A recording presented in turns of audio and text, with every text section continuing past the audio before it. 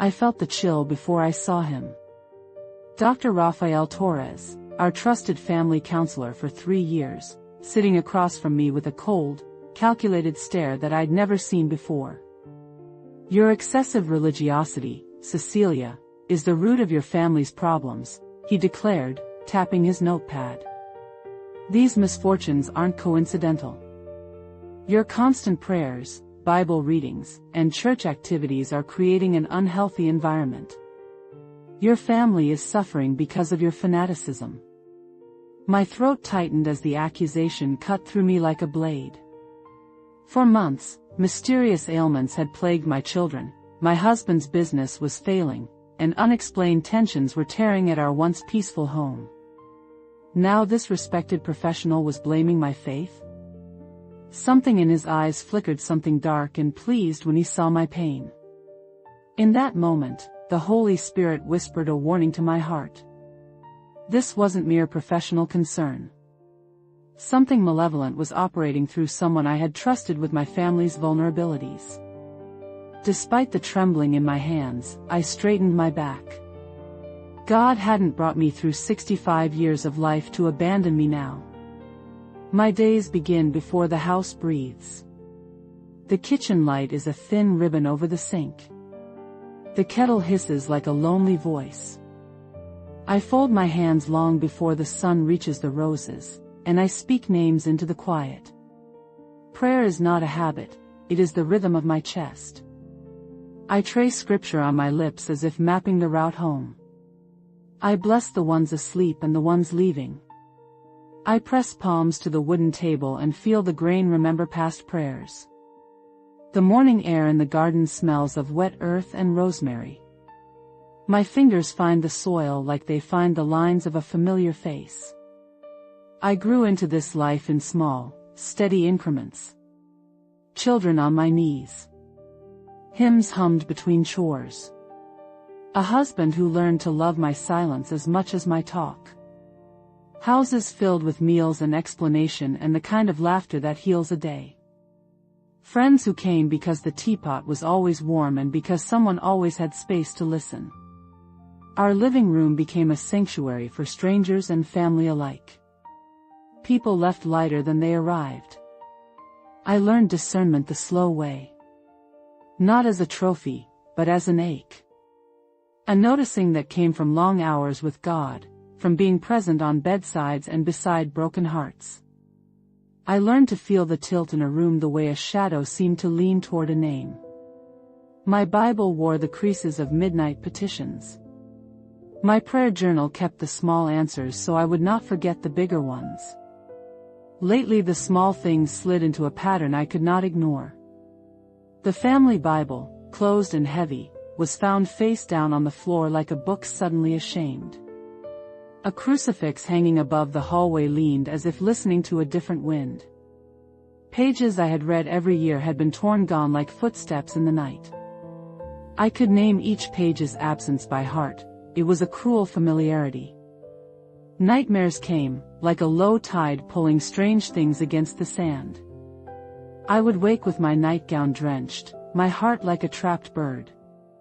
My children cried out in their sleep, calling names I did not recognize. I held them and tried to stitch their fear with prayer, but the stitches felt thin. My grandson, my small, fierce Daniel, burned with fevers that doctors could not place. Machines said nothing. Charts offered no answer. The heat in his small body was not only physical, it felt like a pressure against the edges of the house. People suggested explanations that sounded like doors closing. Stress, one said. Psychosomatic, another ventured. Even Gabriel, my steady anchor for more than 4 decades, shifted in a way that made me chase his gaze across the kitchen like a lost child. He began to ask the quiet question many in our town had begun to ask: does God hear us? The garden betrayed me. One morning I found the basil browned at the roots, leaves curling inward as if ashamed of their green. The roses I tended with patient hands had dark spots like whispered accusations. A place that had always answered my care with bloom now wore a grief I could not name. I knelt among the dead and pressed the soil into my palm. It crumbled like old promises. Lord, I said, touching a blackened petal, if this is from you, show me. If this is the work of the enemy, give me eyes to see. That night I stayed awake until the neighborhood slept. I read the Psalms aloud, the words steady as a march. The house listened. I listened back for the small nudge of the Spirit, for the whisper that had always come like a cool hand on my shoulder. He answered not with a fanfare but with attention, a quiet formation of truth in my chest. The enemy was closer than I had imagined. The battle lines were drawn nearer to home than any of us would have thought.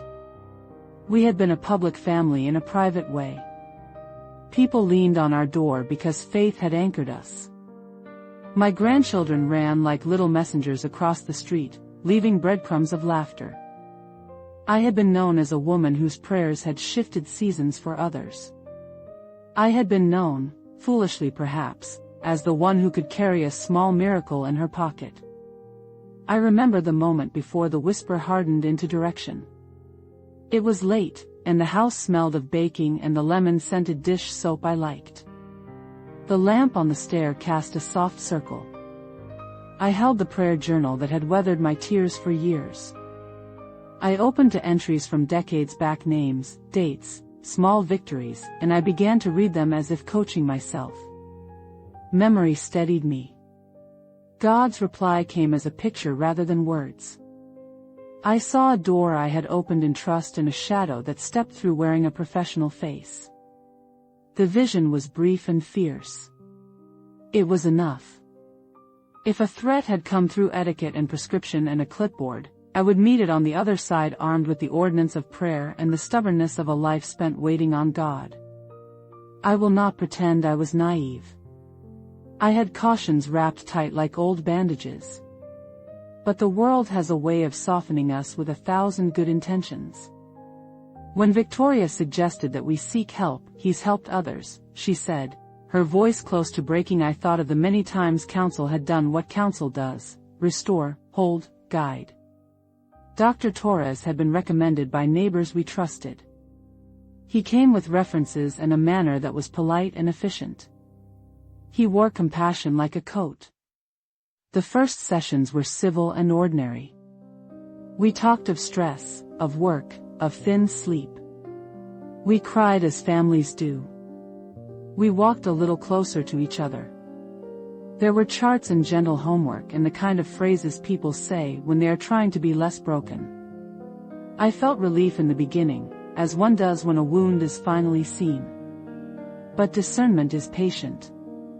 It keeps watching until the pattern becomes a script. I noticed the way my husband would pause when I began to mention prayer. I felt the shift in Victoria's voice when I referenced a praise song. Eduardo, who once joked about my direct line to heaven, stopped attending services with regularity. His laugh thinned like worn string. The house hummed with polite, engineered calm, and underneath it, a slow erosion. I would find the Bible open to the wrong chapter. Notes would appear where they had no place to be. My prayer journal, the one that kept the names of the nights I had not slept, had pages missing. I touched the torn edges and tasted the metallic tang of betrayal in my mouth. The sense of being undermined moved from spiritual to painfully tangible. I remember the day the little things stopped being tolerable. It was a Sunday. The sunlight slanted across the dining room like a promise. We should have been setting tables for guests. Instead, Eduardo's absence at church felt like a wound.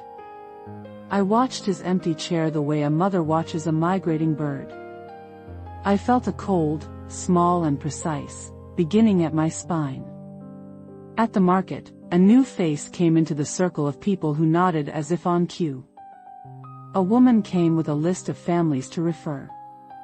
There's a way the enemy organizes: methodical, patient, almost bureaucratic. It uses rule books and procedures. It uses the trust of neighbors.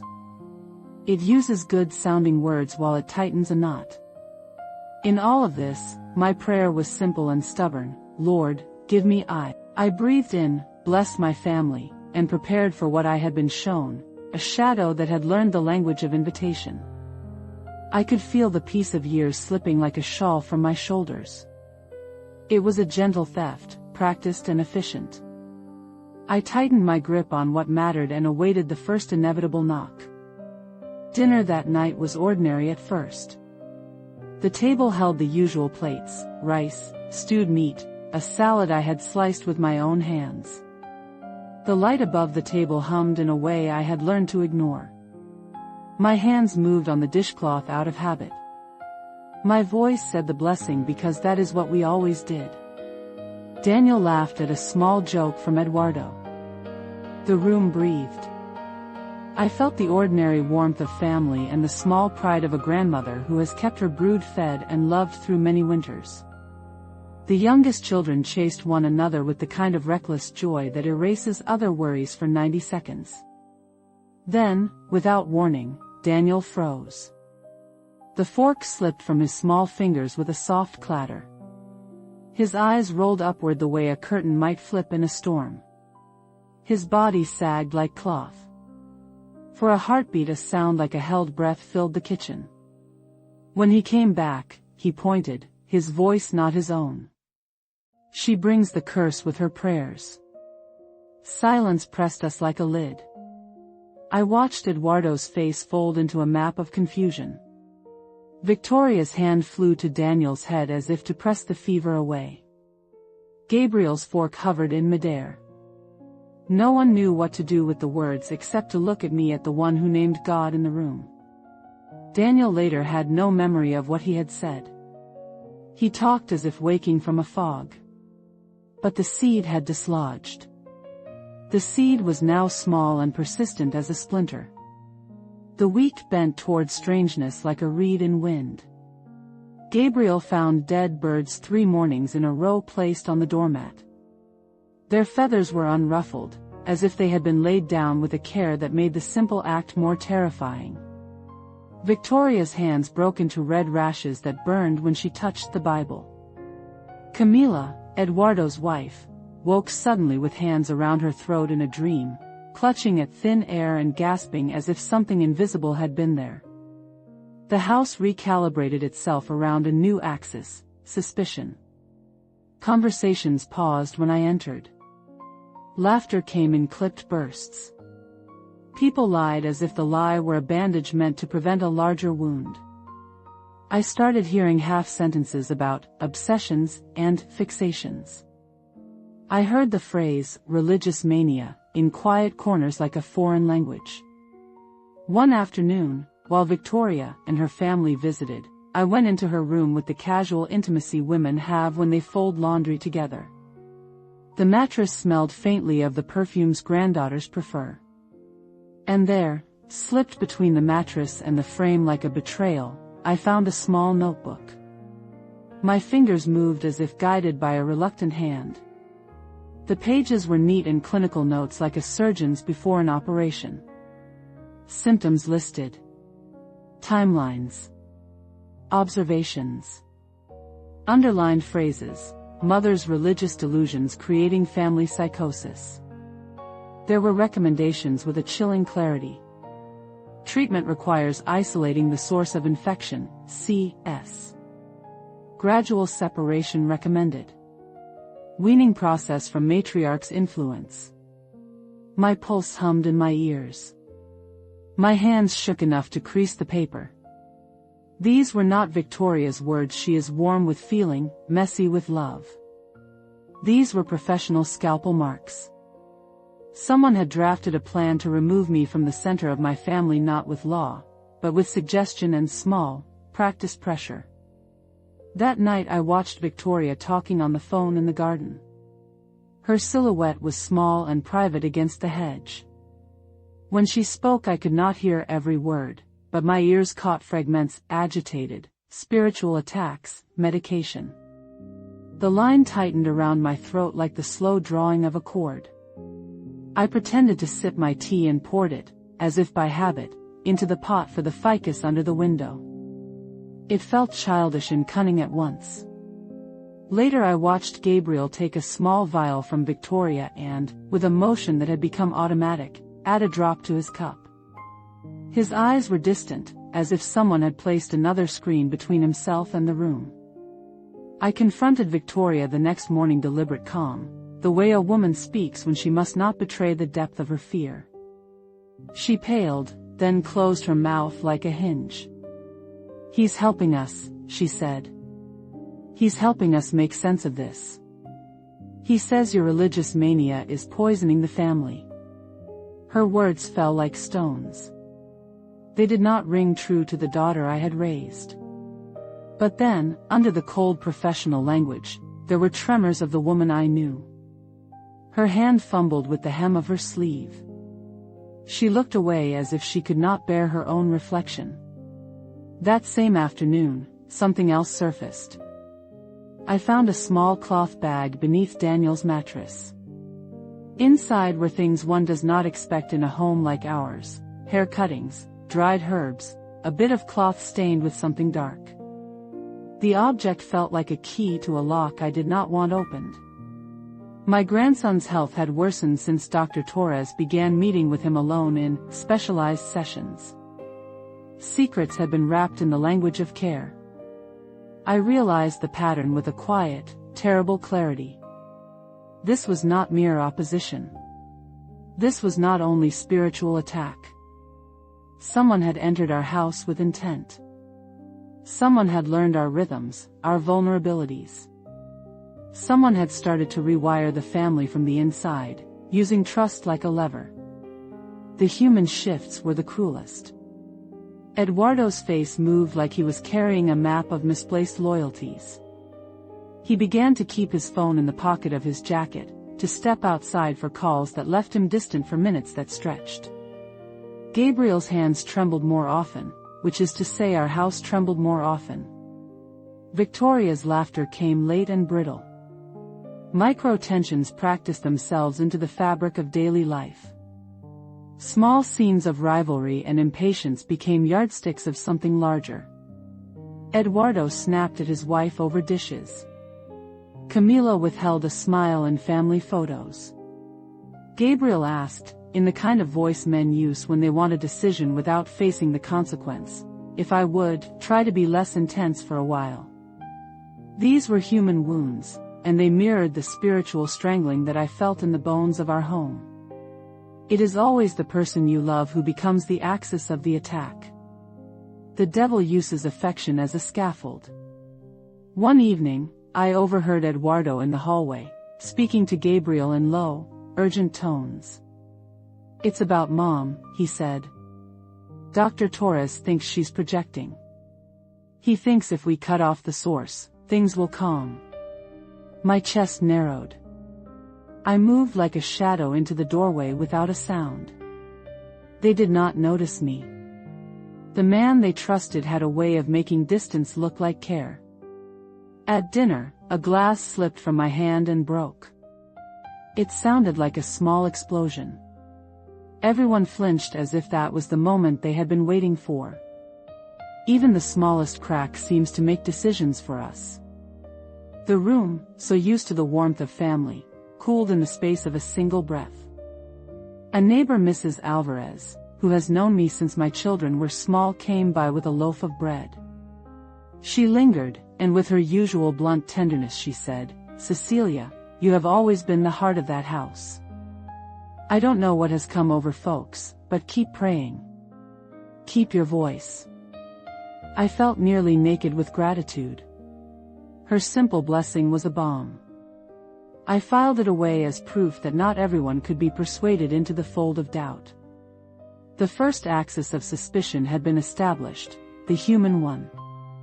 The counselor had become both the interpreter and the instrument. He had spoken diagnosis in a voice that sounded like authority, and that voice had begun to move the people I loved. A second, quieter suspicion took root too, one that smelled less of charts and more of ritual. Small objects appeared where they should not. A receipt with the name of a ritual supplier. A phone photograph of a table with candles, not our candles, arranged in a pattern that made my teeth ache. My name appeared in a calendar that was not mine. Sir, one night, when the house was hushed and rain drummed soft on the roof, I sat in my small prayer closet and wept for the first time with the bitterness of someone who has been cut at the root. But I did not give in to despair. I raised my hands and claimed the familiar rhythms. I said, over and over, I am not broken. I am not broken. The words were both defiance and declaration. I slept little that night. Before dawn, a message arrived from a woman named Mariana.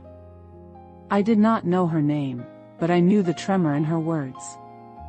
She said she had worked with Dr. Torres and left when she discovered things she could not keep. She said she had seen files. She said she had seen our faces in a folder he kept on his desk labeled projects. Her message contained a single sentence that felt like the hinge of a door. He targets families of faith. I read it again and felt the air change. The world compressed into a new focus. I folded the paper like a map and smoothed it with hands that did not shake. The enemy had been identified not only by its effect but by its method. That night the house still felt the pressure of decisions not yet made. I placed a hand on Daniel's hot forehead and promised him I would not let him be used against us. I promised Gabriel that I would not let him be stolen from by quiet counsel. The next morning the horizon felt less like an enemy and more like a place where a strategy could be formed. I knew then, with the accuracy of a woman who has tended 1,000 small fires, that the next move would have to be both gentle and firm. I could feel, like a tide, the approach of the moment when I would no longer only watch and endure but act. I let the house breathe once more and waited for the knock that would start the answering of the door. I remember the lilies trembling under my hands as if they felt the same sudden chill I did. The church kitchen smelled of coffee and wax, ordinary smells that mocked the extraordinary thing unfolding in my lap. Mariana's voice was small and hurried, as if words might be stolen mid-sentence. She set a paper on the table between us. Her fingers shook. I couldn't keep it, she said. I couldn't stay silent. The sentence landed like a stone in a still pond. Ripples of questions moved outward in my chest. Why had she come to me? Why now? The photo she slid forward was of my own home. A framed picture from a family Christmas, unmistakable. Seeing us through someone else's eyes was an odd violence. I touched the photo as if contact might change it. It did not. I felt the air thin around me as if someone had drawn a curtain over the room. Mariana told me about files. Small envelopes with notes. Strange symbols penciled in margins. Names underlined like targets. He calls them dismantling projects, she said, and the two words made the inside of my mouth go numb. Dismantling. It sounded like furniture, not people. It sounded like a plan, cold and precise. She spoke of visits she had booked and then cancelled because she could not reconcile what she had seen. She confessed that leaving his office had been the hardest thing she'd ever done. There was shame in her voice. There was terror. There was, beneath it all, a tired relief that finally she had answered whatever small, divine tug had come to her. I held her hands and let her tell me everything she dared to say. My mind moved rapidly like a hand searching for a light switch in a dark room. Notes, rituals, hair, photographs, a calendar circled in red. A single page slid from her purse.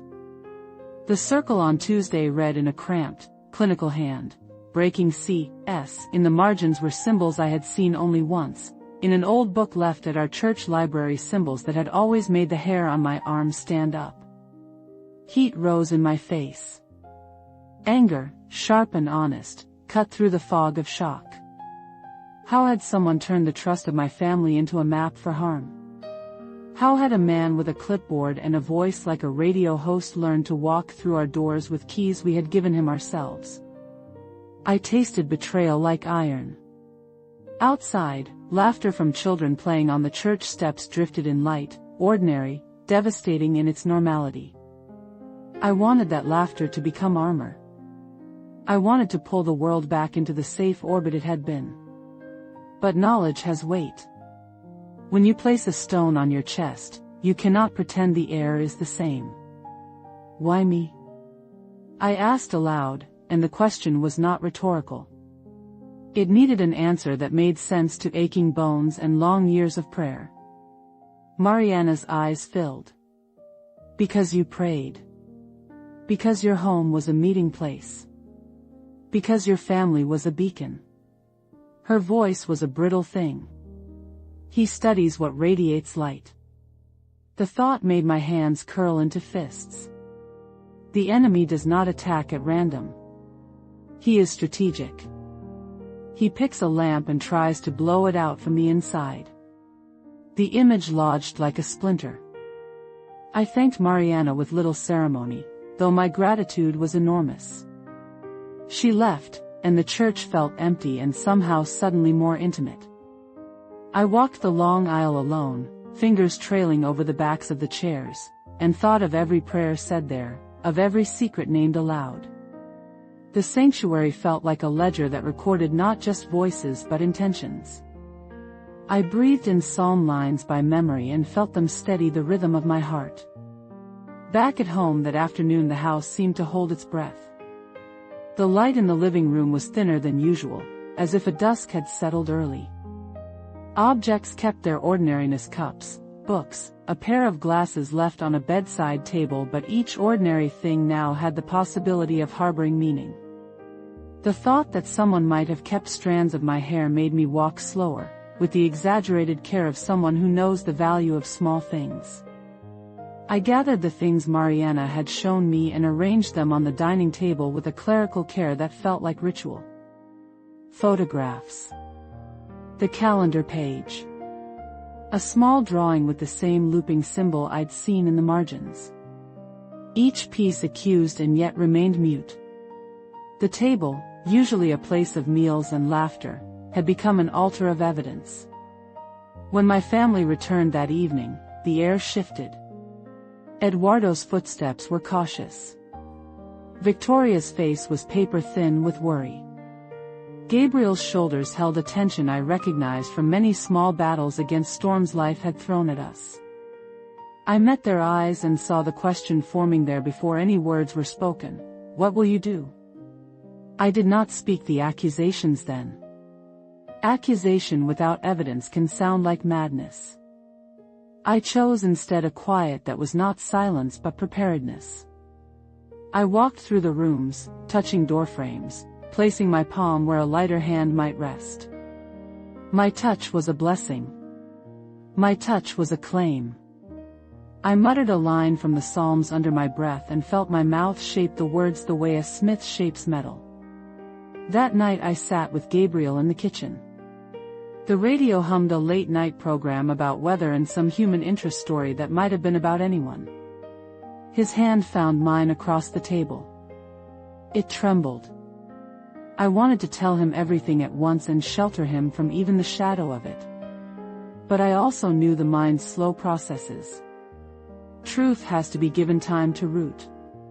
Something's wrong, I said finally, not a question. With the counselor. The words were simple, but they fell in the room with consequence. Gabriel's jaw worked. His eyes looked old in that moment. He listened. He asked small, practical questions. Where did the items come from? Who is Mariana? Had the children been taken alone? He did not immediately doubt me. At first there was a man's instinct to find a human explanation that would keep the world manageable. Then the questions turned to procedure. It was what I needed, orderly, careful steps to back up what my spirit had already known. I told him about the calendar. I showed him the photograph. His face changed. Not with fear, something else, recognition. We must be careful, he said. We must be precise. There is a kind of holiness in measured action. Prayer will move the mountains of the spirit, but the hands must still file the paper. There was no sudden thunderbolt. There was, instead, a deep, sure quiet that felt like a hand on my shoulder. Not the quiet of absence, but the quiet of presence. I took it as a sign that the path ahead would not be walked alone. The revelation of evil is always a rupture. It breaks the world as you have known it. But revelation is also a gift, it reframes your sight. You can see the wound and the root at once. Now that I had the name and the pattern, the question narrowed to how to respond. The enemy had been identified. The heart of the story had shifted from, "What is happening?" to, "What will I do?" I made a list on a scrap of paper. It was small and practical and holy all at once: gather evidence, speak to the pastor, secure the children, watch, pray without ceasing. I placed the list under my Bible as if tucking a tender note inside a book that knows the way home. Outside, a single crow called once and then was silent. The house listened back, and I listened with it. The trajectory had turned. The enemy had been named. Now the work of unnaming his influence would begin. I could feel the air leaning toward a decision. A knock would come. I could hear it like a distant drum. I did not yet know who would answer. But I knew who would. Night folded its velvet across the house and did not ask permission. The storm that came with it felt like a companion, not a threat. Rain in the gutters, lightning like the breath of a distant sea. I sat in the kitchen with the Bible open and my hands folded around a cup that had long since gone cold. The pages smelled like dust and mercy. My body betrayed me in small ways. My knees ached from years of prayer. My hands shook when I wrote the words down. Tears came sometimes without warning, salted and purifying. The sorrow was not for myself alone. It was for the fragments of family scattered like broken glass across the table. Each shard caught light differently, but together they still made the shape of our home. I recalled, in quick flashes, the long road that had led me here. Names of those I'd buried and those I'd welcomed back from other deaths. Times when God had nudged a stubborn heart toward repentance. The memory was an anchor. It steadied me in the sway of immediate fear. Memory is not nostalgia, it is testimony. It gave me the courage to keep my voice steady. I walked the house that night with a candle. The flame made small, holy shadows that leaned back as if respectful. I placed it in the hallway and said aloud the names of each room and each person I loved. Naming is a practice older than law. When we call a thing, we remind the heavens of its place. When I reached Daniel's door, the candlelight revealed the boy asleep with a soft hand tucked under his cheek. I knelt and laid my palm on his forehead, feeling fever like a coiled serpent ease under the warmth of touch. I spoke a prayer that was simple, that no instrument of harm would find its way into his bones, that no lie could take root in his small heart. He sighed in sleep and murmured a phrase that sounded like a prayer of his own. For a blessed moment the family was simply a family, untangled and ordinary. I wanted to hold on to that moment like a coin kept between two fingers. But pressure was building in the world beyond our walls. There would be no indefinite pockets of calm. Doubt found me as it always does in the dark. A question that had 1,000 faces crept into my thoughts. Had I been wrong? Had I misread signs, misheard the Spirit? Age carries wisdom, but also, sometimes, a softening that makes us see ghosts where there are only shadows.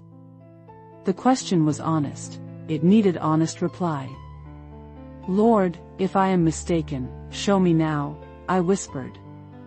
"If I am right, make the path clear." The prayer left a warm residue on my tongue. The answer came not in thunder but in contact. My phone lit with Mariana's name, and the message read a prayer more than a report. "He came to my house tonight. He knows I spoke. Be careful." Attached was a photo of a page, a red circle, a word, silence. The message was a bell. It released fear and converted it into motion. I stood up, palms flat on the table as if steadying myself against a tide. The night had a sharpened edge now. Time was moving toward a point. I began to keep watch in a new discipline. Not frantic pacing, but a deliberate, holy vigilance. I sat by the window and listened to the rain as if it were speech. My prayers shifted from pleading to petition and then to declaration. The words changed as my heart did. No weapon formed against this house shall prosper. I repeated it until the phrase was a drumbeat under my ribs. The physical sensations were immediate. The candle's flame grew steady and clear. The air felt less heavy. The house that had felt like a shroud earlier breathed again. I felt a warmth spread, like oil poured over cold joints. It was not pride or thrill. It was the quiet assurance of one who has been heard. At intervals I would go to Victoria's room. She slept fitfully, and the lines of worry marred her face even in the dim. I rubbed her back until she stopped moving, and every time I did I whispered scripture. Ritual matters. Ritual anchors the nervous system of the soul. We are, after all, made for patterns. There were moments of temptation. Rage flared in me, hot and swift, like a match struck. I wanted to confront, to call names, to demand immediate confession and collapse. But rage speaks in parables of destruction. It makes the wrong things right through loudness rather than truth. So I contained it. I let the silence do its work. Not denial, but discipline. In the small hours, when the world thinned to bones and breath, I fell into prayer that was not eloquent but fierce. I confessed not to prove anything but to clothe myself in integrity. I asked God to strip me of any bitterness that might look like justice. I prayed for the man who had become both enemy and victim. The act of praying for him felt like an iron that pressed warm against a stubborn wound, painful and healing. Sleep crept at the edges, but dreams remained crowded with figures I did not know. Shadows approached in the fringe and retreated when my prayer rose. At one point I dreamt of a ceiling under which darkness pooled like spilled ink. My hand opened and spilled a small light that spread like spilled milk. Not a grand miracle, a practical, domestic kind of miracle. The dream felt less like prophecy and more like promise. At dawn, the house bore the marks of a night of guarded peace. The electricity came back on as if nothing had been amiss, but I knew better. We had been altered, the way a family is after a night of care. Small reparations had been made. Some things were mended.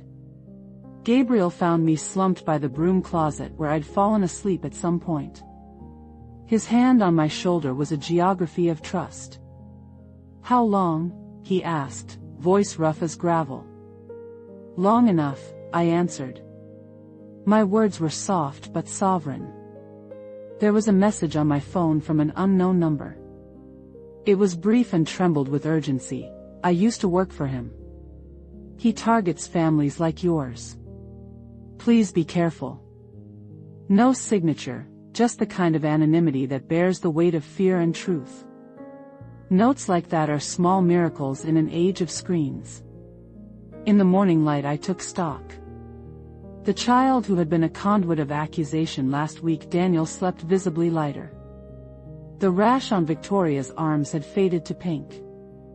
Small, measurable things. Proof in the world of touch. But I knew there would be no quick closure.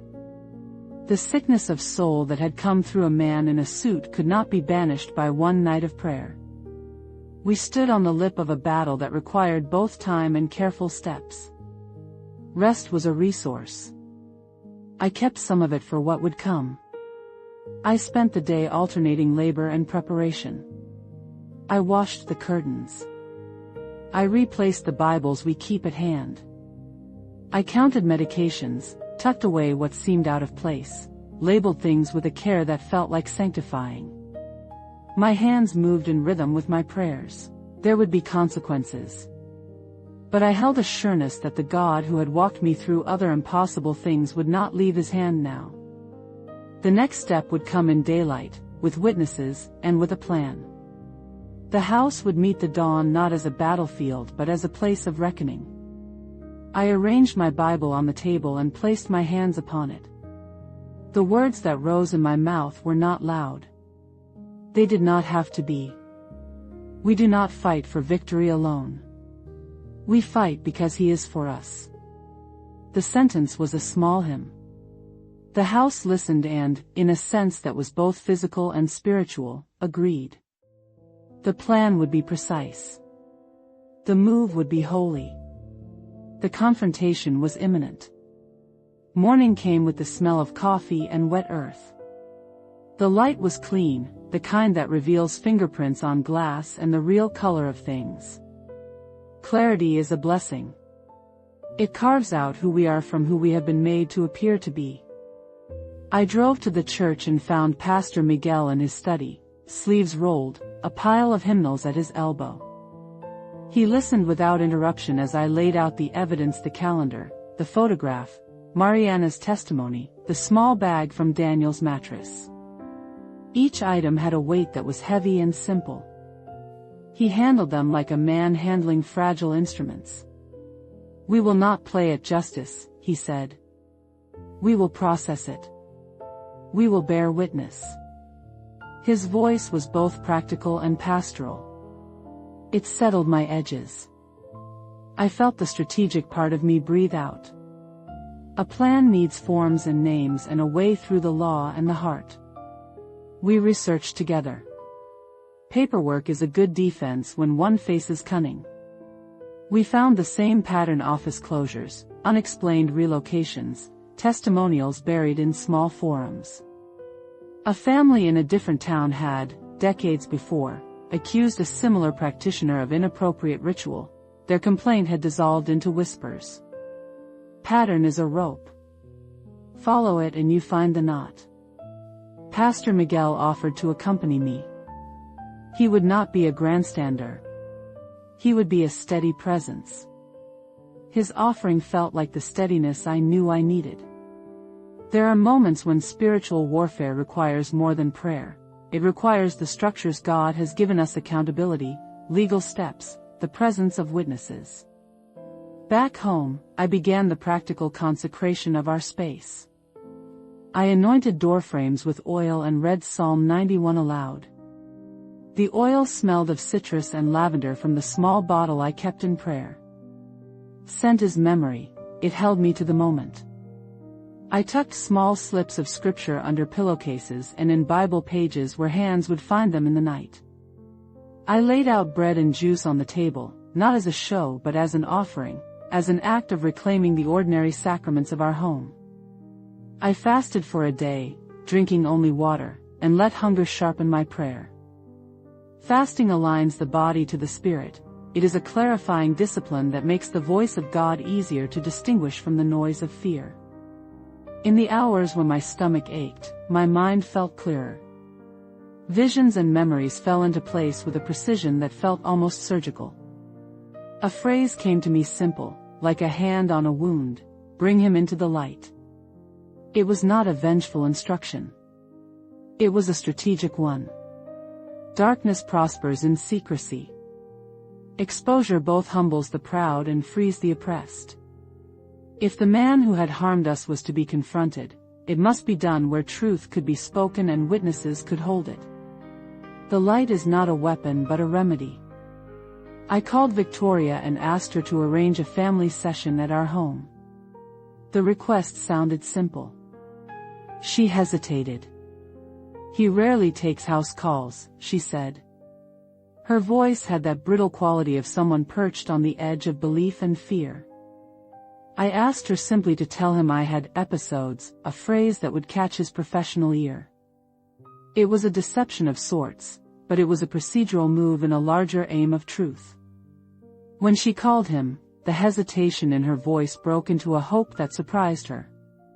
She hung up, eyes rimmed, and looked at me with a mixture of apology and fear. "Do you think this will work?" she asked. "It will if we prepare," I answered. Preparation is not just logistic. It's holy. It is a domestic form of armor. We prepared like craftsmen. I gathered the family that afternoon. I placed evidence on the dining table. I did not dramatize as if staging a play. I did not scream as if to start a war. The evidence was there, quiet and plain. Photographs. Bottles without labels. The little bag.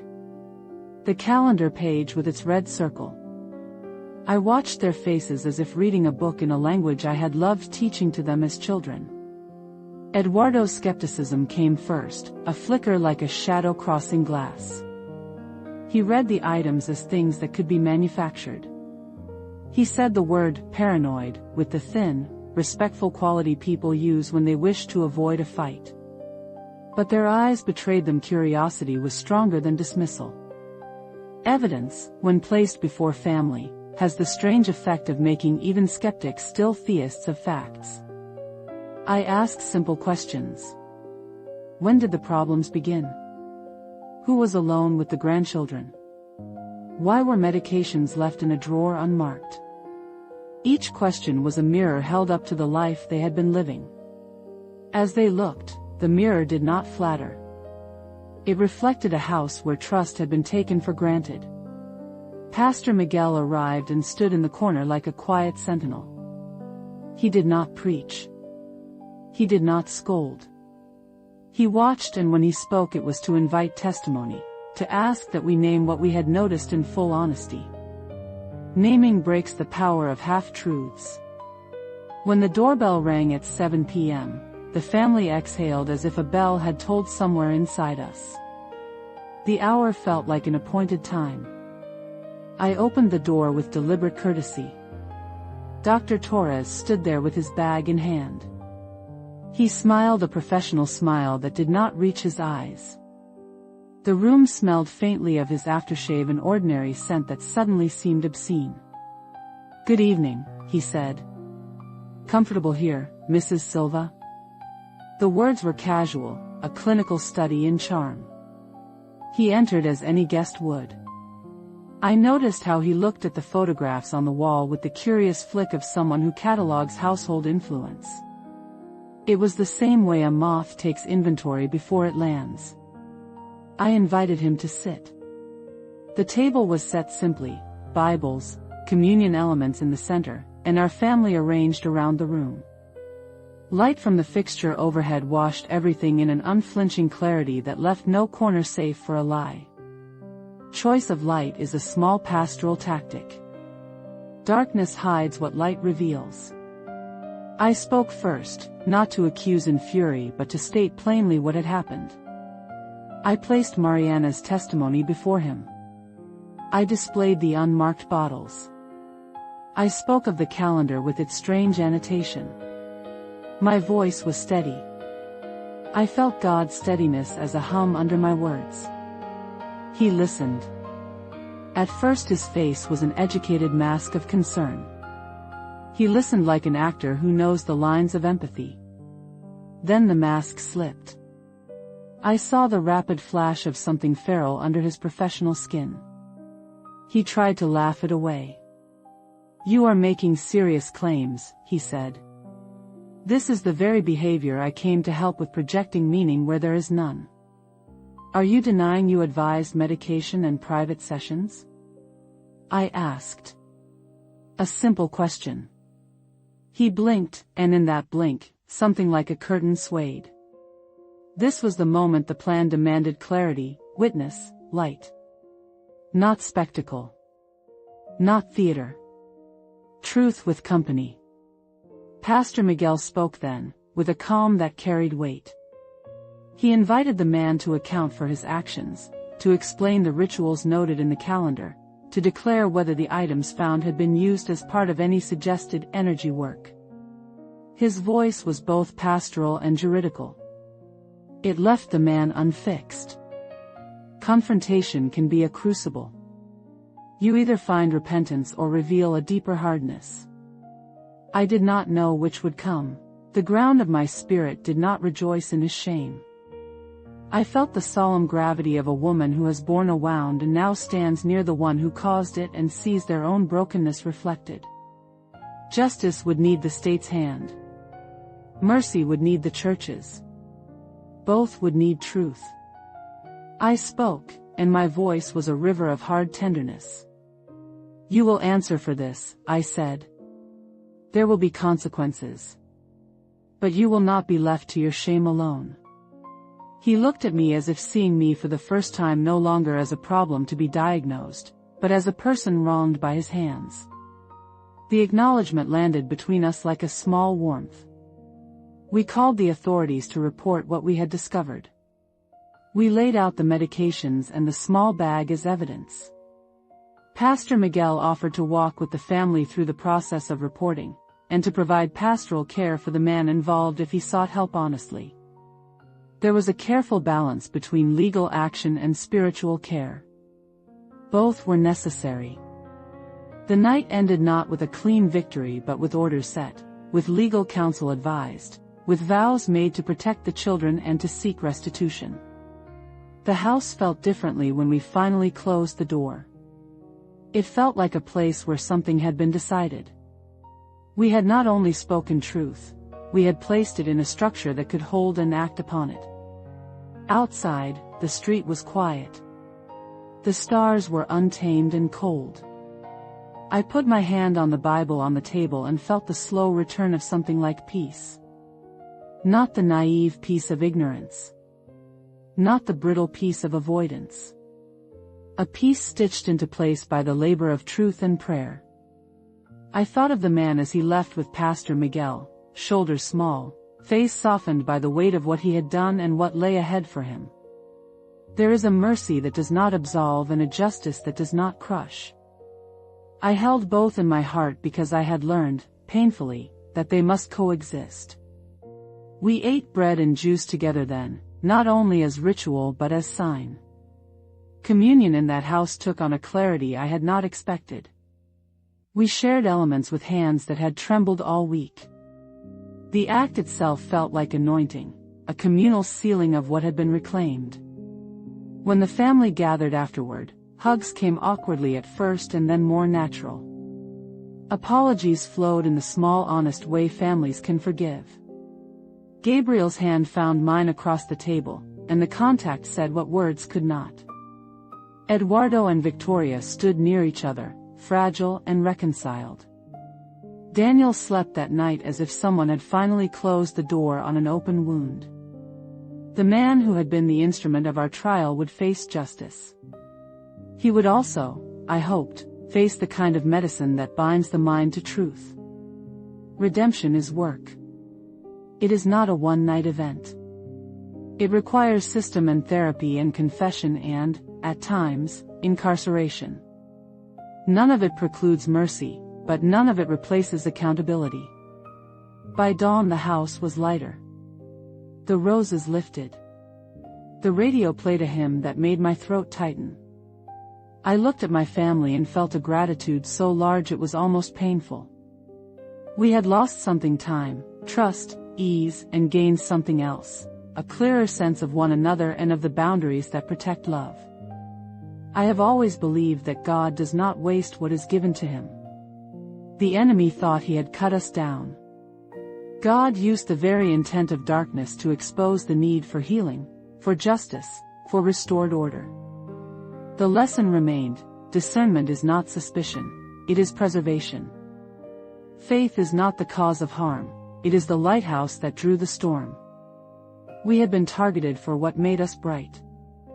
The light remained. As the day unfurled, I wrote in my journal what had happened, small sentences that were more prayer than report. I closed the book and felt, for the first time in a long while, that the house was not a battleground but a sanctuary again. Not because the enemy had been entirely routed, he had not, but because truth had been named and hands had been joined to respond. There will be more work. The legal process will unfold. Hearts will need mending. The man will need to walk a long road. But the immediate shadow lifted. We had stepped into the light and found that in it, things can be set right.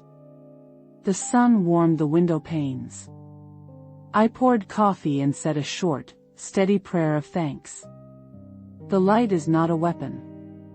It is a healer. We keep walking toward it. He breathed in the doorway, the air folding around him like a practiced patient. He carried his medical bag as if it were armor. He smiled with a kindness that had been practiced in other rooms. I watched him catalog the pictures on the wall the way a collector catalogs trophies. The light in the dining room was deliberate. Not soft, not flattering. It was honest. It showed fingerprints on the table and the small nick in the Bible's cover where a child's coin had struck it years ago. It left no corner comfortable for a lie. He sat as I invited, but his hand stayed near the case, as if it contained more than charts and pens.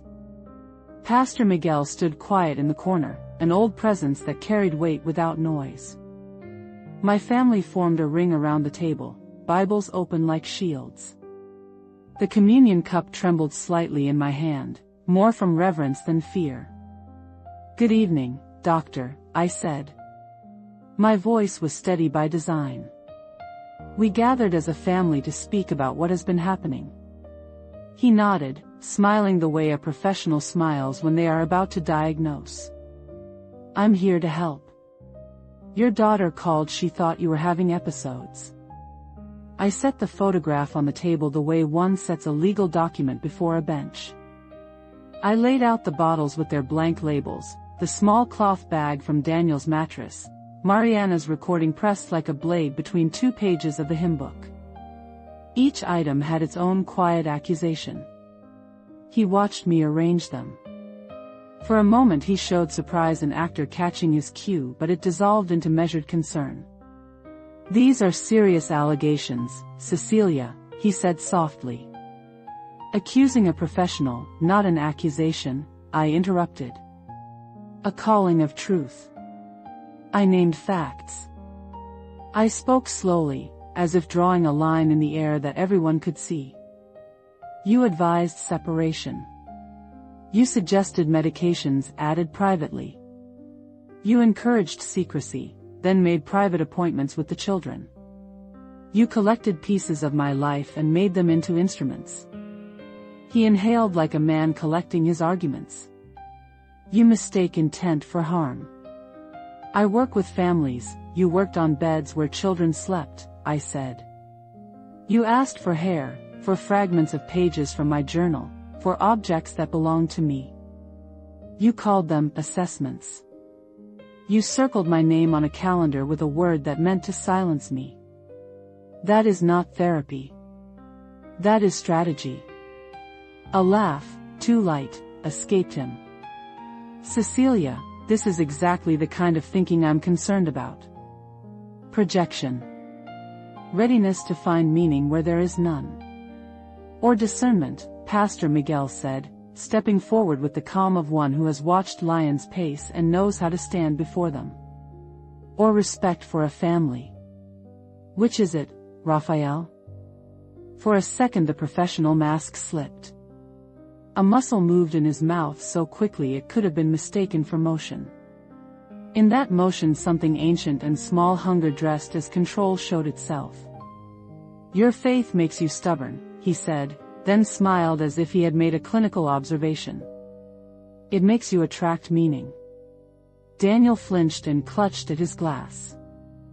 I saw the boy tighten, how the memory of those strange words had lodged like a splinter under his skin. Victoria's hand found his shoulder and held with a hard, protective pressure. I felt something rise in the room, not a shout, but a current. Faith meets accusation and becomes a force. I decided then to speak plainly, for truth prefers daylight.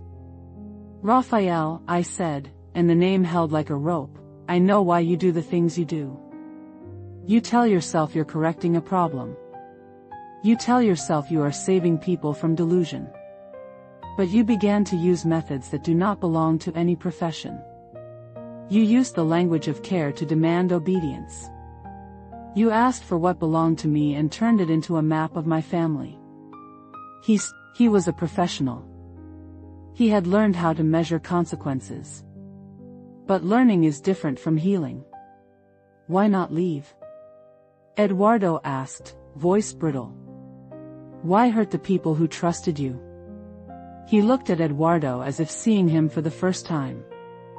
I thought I could fix things, he said. I thought knowledge would make me holy. There was a silence that felt like prayer. I reached for the communion cup again. The action was small and stubbornly domestic. Bread. Juice. Old words. New purpose. By the blood of Jesus, I said, not loud but with an inner amplification that filled the room, we break every assignment, every wound you set against my family. We do not curse the man you have become, we call the darkness to account. He snorted at the phrase. The laugh tried to reclaim him. It failed. You'll need to answer to the law, I added, practical now, because mercy without accountability is a story half told. There will be professionals who will look at the substances, the sessions, the records. But I will pray for you. Not because you deserve it now, but because grace does not wait for worthiness.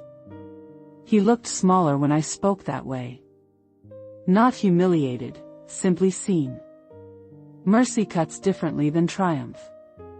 One by one, quietly, my family began to speak.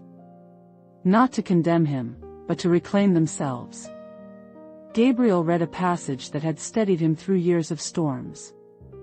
Eduardo named when he had been distant and apologized for the space he had let grow.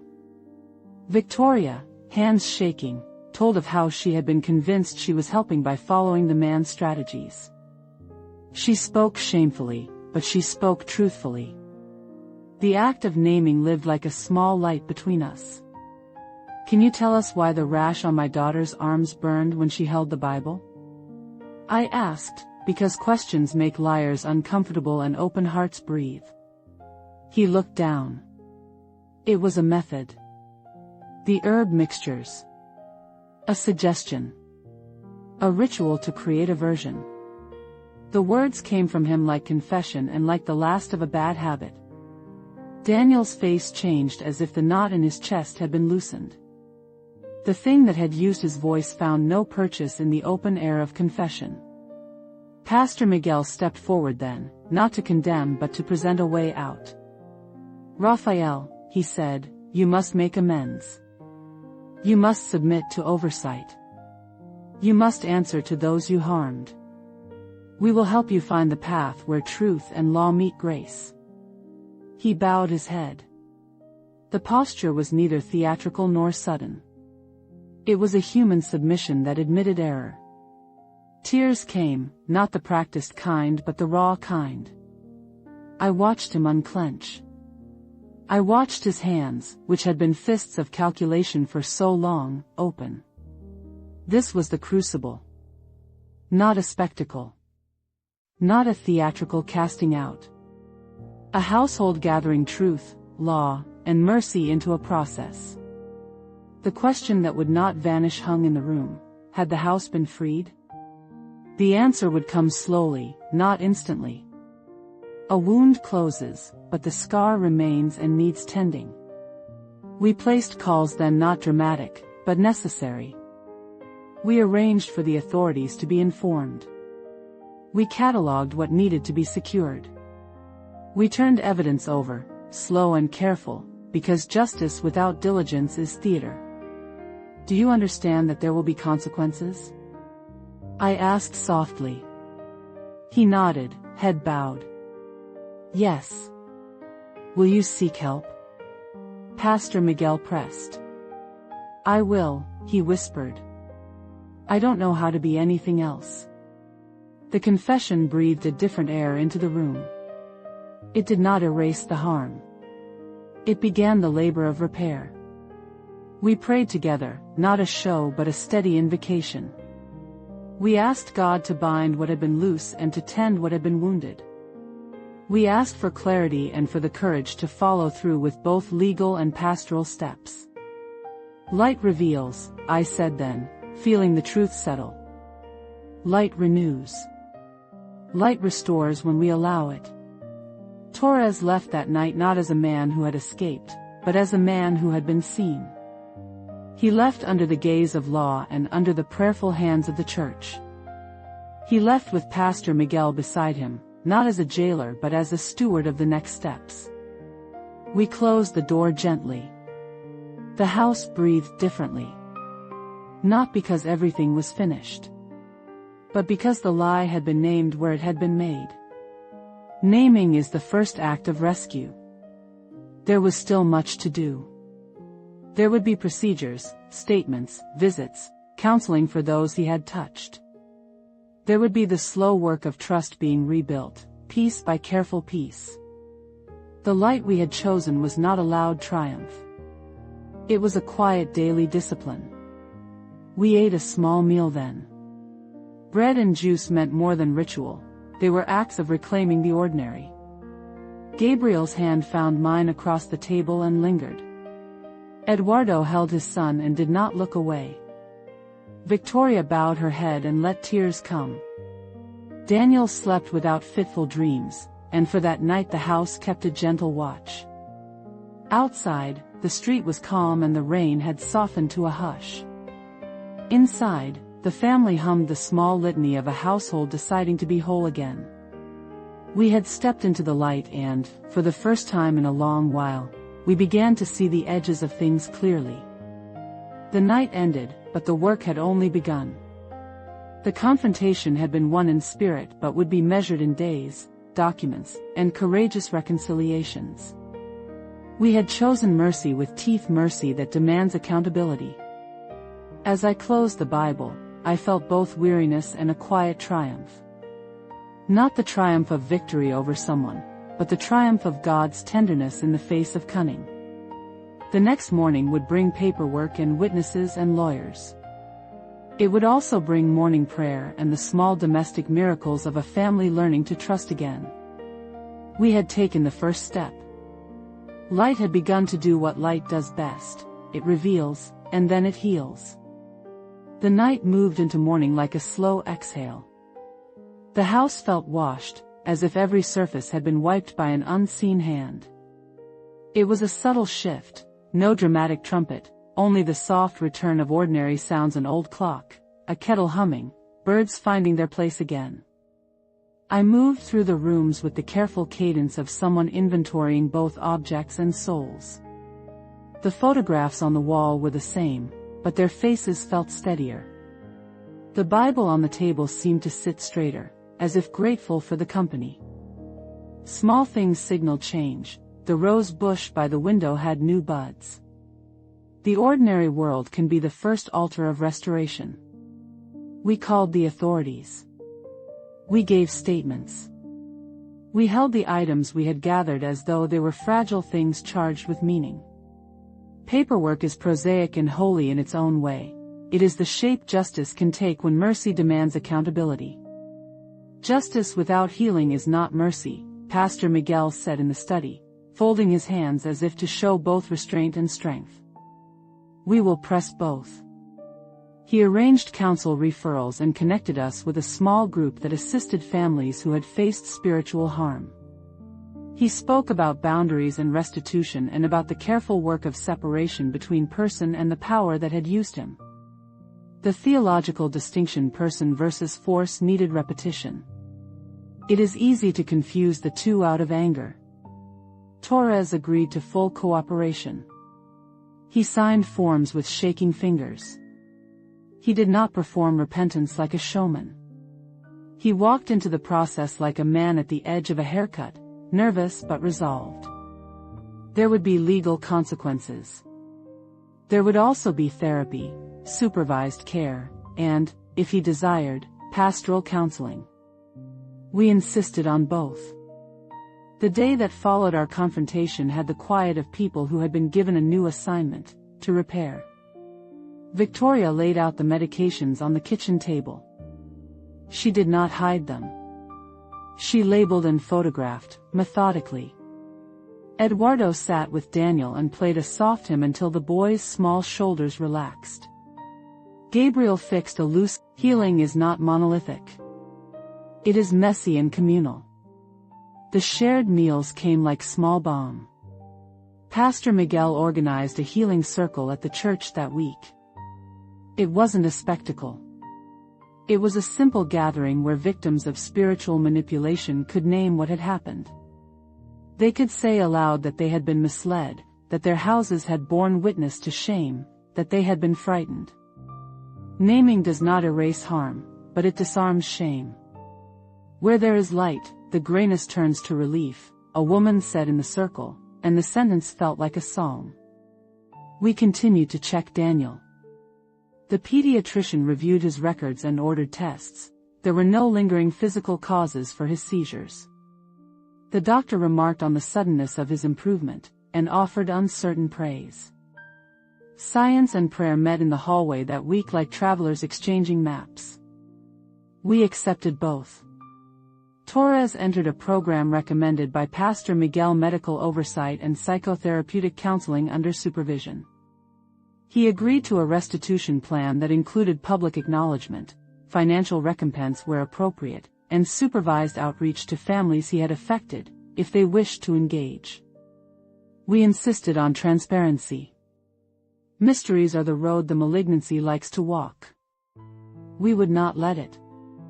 I know you will call it foolish, our forgiveness, I told Victoria one evening, hands folded around a warm cup.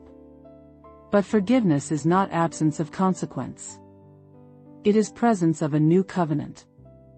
She looked at me with eyes that had learned both fear and courage. How do you not hate him? She asked. I do not confuse the man for the thing that used him, I said. I see a wounded person who must answer. I also see a soul that needs healing. To wish his ruin is to trade my faith for bitterness. I will not. We visited Torres on 2 occasions. The first visit was fraught. He sat in a small room at the church with his head bowed. He accepted the meals we brought but could not eat much. He apologized in ways that were halting and sometimes confused. He spoke of emptiness he had tried to fill. On the second visit he read a letter aloud, words he had written as part of his therapy. He did not excuse. He acknowledged. He named the families, the secrets, and the things he had collected. Listening to him read was like watching a man empty a bag of stones he'd hauled for years. The air felt lighter when the stones left his hands. Redemption is not a secret act, Pastor Miguel reminded us. It is a long and public making right. There were practical acts of restoration too. We arranged for neighbor watch initiatives to guard the children. We installed a lockbox for medicines with 2 keys and named 2 custodians. We rehearsed social scripts for the children in case someone tried to manipulate their trust. We taught them that their bodies are borders and their voices are rights. These small lessons felt holy. They were protection powered by love. Forgiveness in our home did not mean a return to the status quo. It meant boundaries redrawn. It meant the presence of new rules, openness about appointments, oversight on who can be alone with the children, mandatory sharing of any proposed treatments, and an insistence that any spiritual counsel come with witnesses. At night I would kneel in the small closet where prayer had always lived for me. I read through decades of entries. I traced the line of grace that had carried me small, steady, often invisible. The entries reminded me that God had spoken in whispers that changed lives. That record steadied me. Pray and prepare, I often murmured. Pray and prepare. The little domestic actions became sacraments, labeling jars, closing windows at dusk, making the bed with intention. Rituals had been weaponized against us. Now ritual became a shield. We taught the children to say a blessing that included boundaries, a tiny, fierce prayer. Lord, guard my body. Guard my words. Guard my heart. One evening, after much work, the family sat at the table without invitations from a counselor or a pastor. The conversation was bumpy, real. Eduardo asked Gabriel about the day he almost left.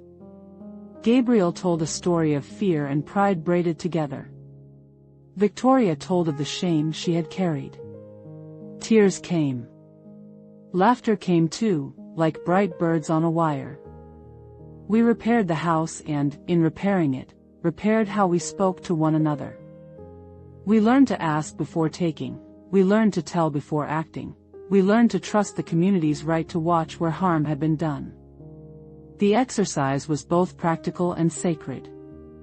Torres's legal process unfolded with the slow patience of courts and the briskness of detectives. Reports were filed. Statements were corroborated. He surrendered his license temporarily while investigations proceeded. That consequence could not be avoided. It was necessary, and it hurt him. It hurt us to see how far someone could choose wrong. We visited him, yes. We also kept distance. Mercy does not obliterate wisdom. It requires it. Compassion without prudence is naive, I would say. Prudence without compassion is cold. The liberation that came was not a single event. It was layered. Freedoms arrived in small increments, a night with Daniel sleeping through, a Sunday where Victoria's hands did not tremble when she opened her Bible, a neighbor who stopped by and stayed to pray without gossiping. Each small freedom was a stitch in a new garment. We resumed some of our old routines but with new eyes. Sunday meals returned, but now we ate with a quieter edge of gratitude. The roses by the window got fresh soil and careful pruning. Little domestic miracles began to accumulate, a loaf baked without forgetting the yeast, a child coming home with a teacher's praise for honesty, a hymn sung in three-part harmony. Sometimes I would catch myself looking at the dining chair where Torres had sat. The memory of his voice, calm, poisonous at times, did not vanish. But it no longer haunted me. It had become a lesson. Darkness had been named and given boundaries.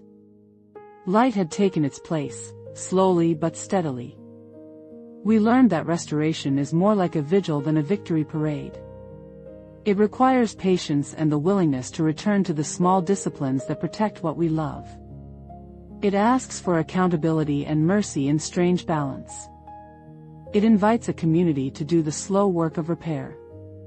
And so we moved forward, not as if nothing had happened, but as people who had been through a winter and were learning, again, how to plant seeds. We guarded the seedlings, tended them, and watched for weeds. There is no neat ending to this kind of story. There is a path that must be walked, step by steady step. We had set our foot on that path, together, and we would walk it by faith and by careful, human labor. A month later, the house felt like a hymn learned again. The hymns were not louder, they were truer. Daniel laughed in the morning light. Victoria read aloud from a Bible without a tremor. Gabriel and I prayed at dawn like we had once done in our earliest years, each phrase a small reconnection. Torres faced the consequences. He also faced help. He who had used his skill to wound now sat under supervision and learning. Justice and mercy moved side by side, awkward and necessary. We visited him, sometimes with food, sometimes with silence. We did not pretend all was solved. We practiced the hard holiness of mercy that demands accountability. What I learned in all this is simple and stubborn: discernment is not paranoia. Discernment is stewardship. It is the small, steady voice that leans into the risk of truth when the world would make explanation cheap. The Spirit warns in whispers. It is our work to listen and to act with prayer and with prudence. To those who will watch this and think it far away, attacks often come wearing useful clothes. They come as help, as expertise, as authority. They find a place where trust is strongest. They look for gaps. Guard your borders. Name what you see. Seek wise counsel that sits beside you in light, not under it. Forgiveness is not forgetfulness.